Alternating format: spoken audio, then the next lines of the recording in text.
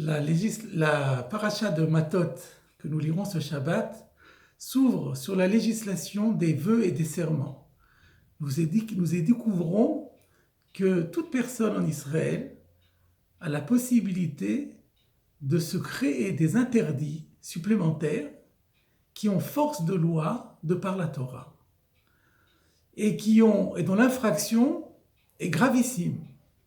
Nous n'en donnerons qu'une seule illustration, c'est le nom de Kol Nidre, qui est le nom que nous donnons à la prière du premier soir, du soir de Yom Kippour, parce que il y a un passage introductif qui porte ce nom, dans lequel nous demandons à Dieu d'annuler autant que faire se peut les vœux ou les serments que nous avons pu exprimer ou que nous exprimerons à l'avenir, et supplier Dieu de nous donner de l'absolution pour des vœux ou des serments que, par mégarde, nous aurions transgressés.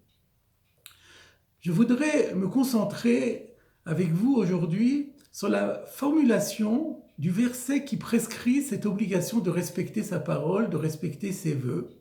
Le verset dit, si un homme prononce un vœu ou un serment, Lo yachel devaro, ne doit pas profaner sa parole, kechol hayotse mipiv yaseh, il doit se conformer en tout point à ce qui est sorti de sa bouche.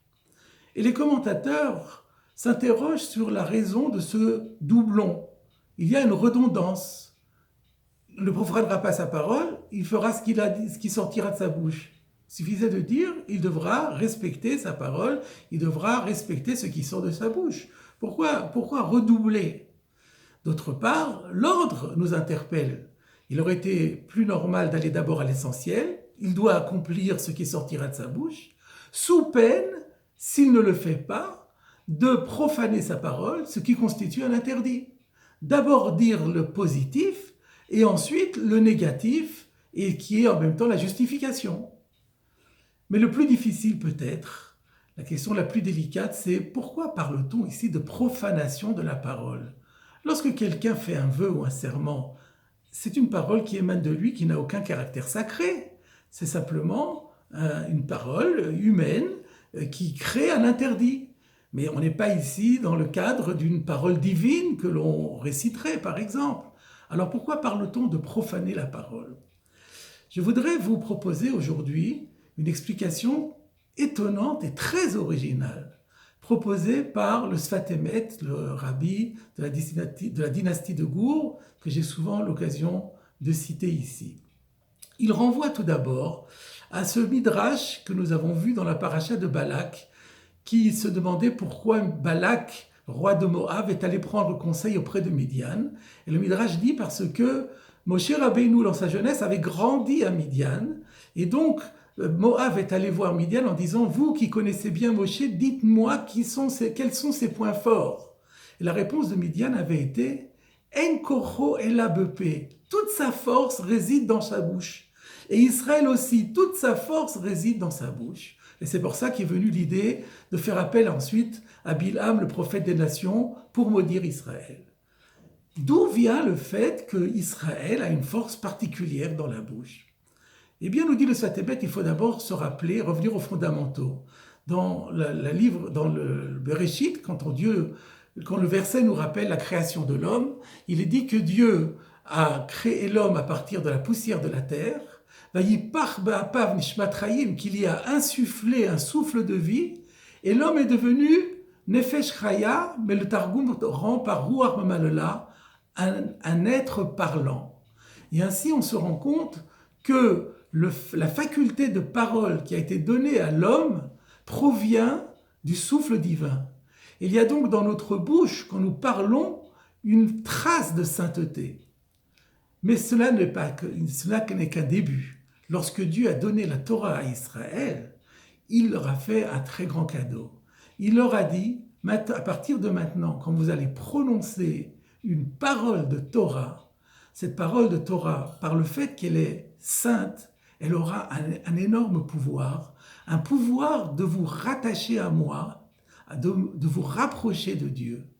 La force de la Torah est telle qu'elle va pouvoir vous rapprocher de Dieu. Et c'est ainsi que nous comprenons par exemple la mitzvah de la lecture du Shema, où il nous est demandé 2 fois par jour de réciter Écoute Israël, de nous rappeler le monothéisme, de citer notre devoir d'amour, d'aimer Dieu de tout notre cœur, de toute notre âme, de tout notre pouvoir, de rappeler notre obligation de nous soumettre au commandement de Dieu. Tout cela par la parole, parce qu'en parlant, cette parole peut être efficiente et peut effectivement nous permettre d'accomplir ce que nous disons et que ça ne reste pas simplement des citations ou des vœux pieux. Mais il y a une condition à cela, nous dit le Sfat Emet. Il faut préserver la sainteté de ces paroles. Et pour cela, il faut respecter les vœux et les serments qu'on prononce. Il faut veiller sur sa bouche. Il ne faut pas laisser sortir des mensonges de sa bouche. Et alors nous comprenons, nous avons réponse à toutes nos questions. Et alors nous comprenons que derrière le premier message que nous avions compris de ces deux propositions, l'une qui nous dit il ne faut pas profaner sa parole, et d'autre part, il faut veiller à accomplir ce qu'on s'est engagé à faire, il y a derrière cela un second message. Lo yachel devaro. Il faut veiller à ne pas profaner ses paroles. Quand nous prononçons des paroles de Torah, elles sont porteuses d'une très grande sainteté. Mais il faut préserver leur sainteté. Et pour préserver leur sainteté, il est indispensable de respecter la parole donnée et de tenir ses engagements. Et si on le fait, si on respecte ses engagements, alors voilà la promesse. Que Chol Ayotse Mipi Viase, la personne qui aura réussi à veiller, à préserver sa bouche, eh bien cette personne va avoir un immense cadeau. Tout ce qu'il aura exprimé par sa bouche, il arrivera à l'accomplir. Le souhait d'aimer Dieu en permanence, le souhait de se rapprocher de Dieu, exprimé ainsi par la Kriyat Shema, mais pas seulement. Nous comprenons aussi l'intérêt et la raison pour laquelle nos maîtres ont institué tant et tant de bénédictions, et la tefila, la force de la prière, tout cela va dans le même sens.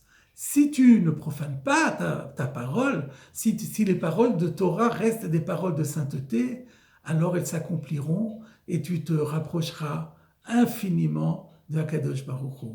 Prenons donc conscience de ce cadeau inestimable qui nous a été donné, de pouvoir lire, dire, prononcer des paroles de Torah. Prenons conscience de cette puissance incommensurable des paroles sacrées de la Torah qui nous permettent de créer avec Akadosh Baruch Hu un contact inimaginable qui nous permettra d'accomplir toute notre mission ici-bas.